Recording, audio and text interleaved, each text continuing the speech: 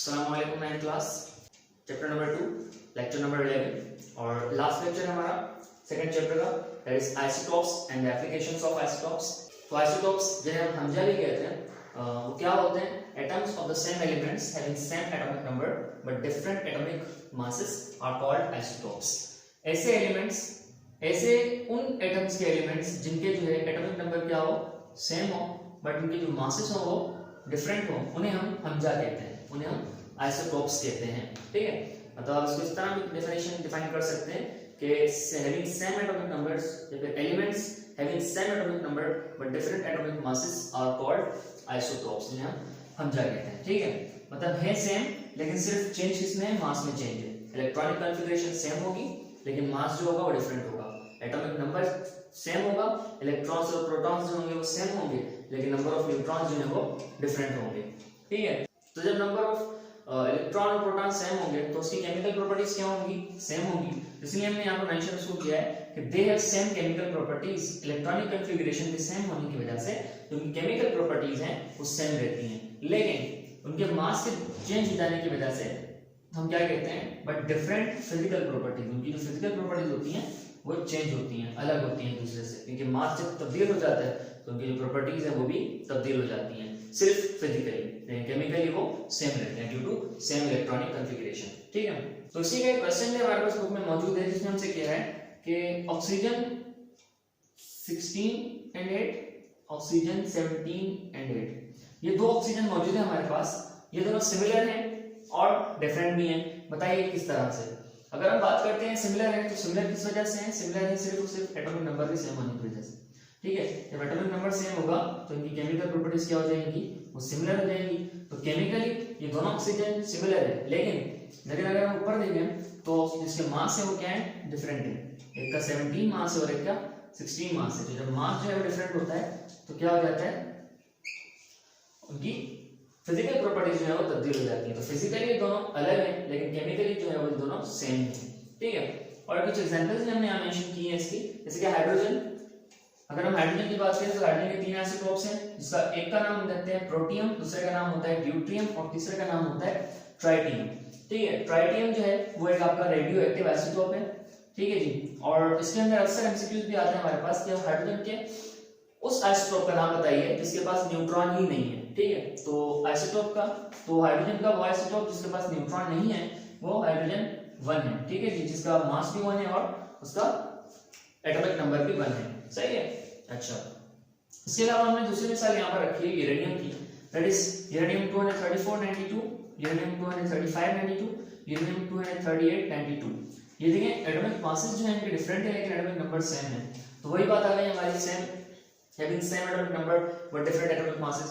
तो यूरेनियम की हमारे पास क्या होता है, इसके आइसोटोप्स मौजूद होते हैं, लेकिन सबसे ज्यादा जो पाया जाता है यूरेनियम नेचर के अंदर वो कौन सा होता है, वो होता है हमारे पास 234 वाला, जो कि स्टेबल है। ठीक है, जो कि आइसोटोप नहीं है, वैसे तो हाईली अनस्टेबल होते हैं एलिमेंट्स।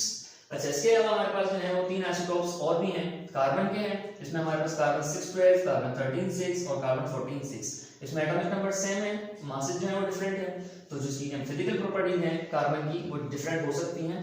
ठीक है, तो कार्बन का जो सबसे ज्यादा पाया जाने वाला आइसोटोप है हमारे पास हमारे अर्थ में, अर्थ क्रस्ट में, वो कौन सा है, कार्बन 6 और 12। इसकी जो परसेंटेज है हमारे पास वो है 98.89। ठीक है, इसके अलावा और जो आइसोटोप्स है, ठीक है, आइसोटोप्स बहुत सारे होते हैं। ठीक है, बहुत सारे एलिमेंट्स के जो है वो आइसोटोप्स होते हैं और कुछ जो है वो आर्टिफिशियली भी किए जाते हैं, जिस तरह हमने बात की थी आर्टिफिशियल रेडियोएक्टिविटी की, डिस्कवरी ऑफ न्यूट्रॉन्स में। ठीक है, तो बहुत सारे ही एलिमेंट्स को आप क्या कर सकते हैं, आर्टिफिशियल रेडियोएक्टिव बना सकते हैं, लेकिन हम जो है चंद एक की बात कर रहे हैं यहाँ पर जो कि नेचर में भी हमें मिल रहे होते हैं।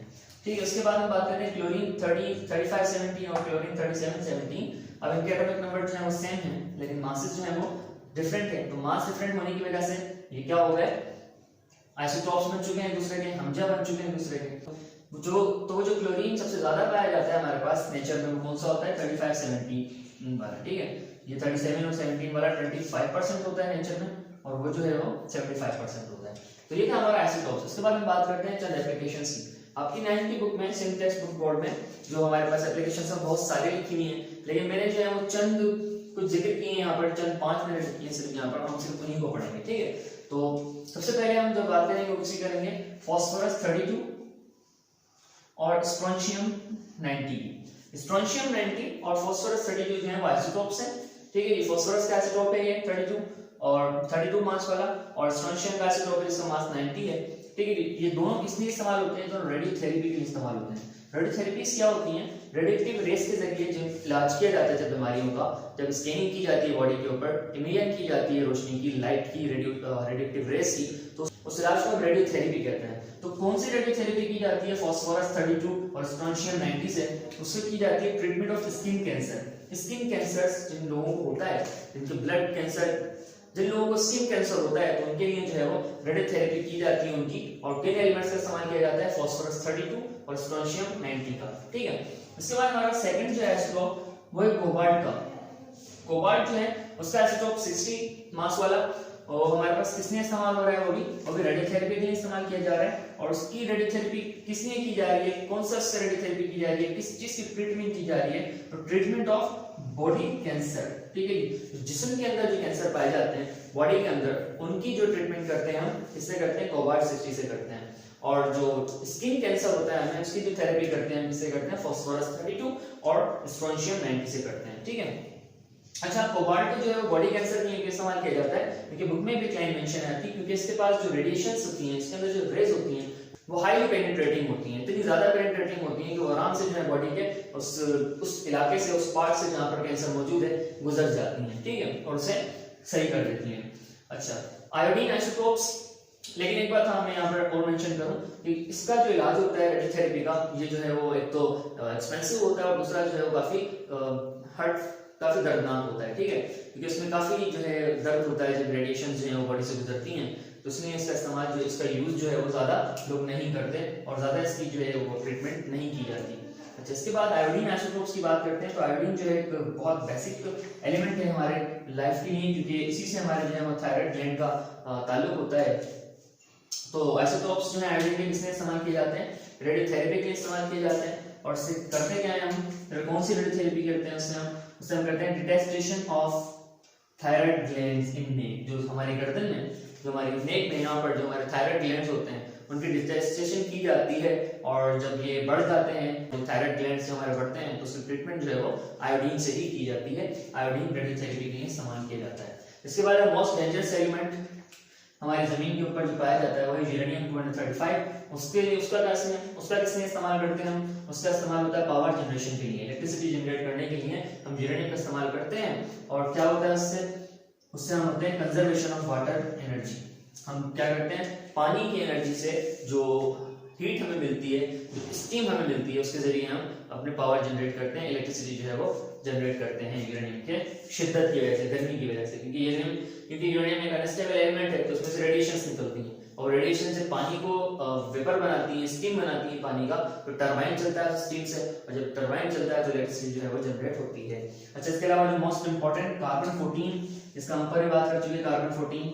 तो कार्बन 14 किसमें इस्तेमाल होता है? आर्कियोलॉजी और जियोलॉजी में इसको इस्तेमाल किया जाता है। और फॉसिल्स की एज को फाइंड करने के लिए यहाँ मैंने मेंशन किया, एज ऑफ फॉसिल्स को फाइंड करने के लिए जो है वो कार्बन इस्तेमाल किया जाता है एग्रीकल्चरल वे के तौर पे भी, और आर्कियोलॉजी के लिए भी, और जियोलॉजी के लिए भी। जैसे हम क्या है कि अगर कुछ जमाने पहले डायनासोर्स जो है वो किसी इलाके में पाए जाते थे अर्थ के, तो जो है कार्बन 14 उसकी एज को जो है वो फाइंड करके आपको दे सकता है, क्योंकि एज ऑफ फॉसिल्स को फाइंड करता है। इस अमल को जो है हम कहते हैं कार्बन डेटिंग।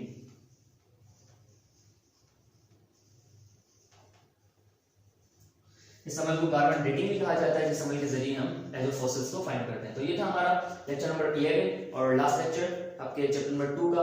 होपफुली आपको सारी बातें जो है वो समझ आई होंगी। इंशाल्लाह नेक्स्ट लेक्चर के अंदर आपसे मुलाकात होगी थर्ड चैप्टर में, जिसमें हम पीरियड टेबल को पढ़ेंगे। तब तक अपना ख्याल रखिएगा। अल्लाह हाफिज।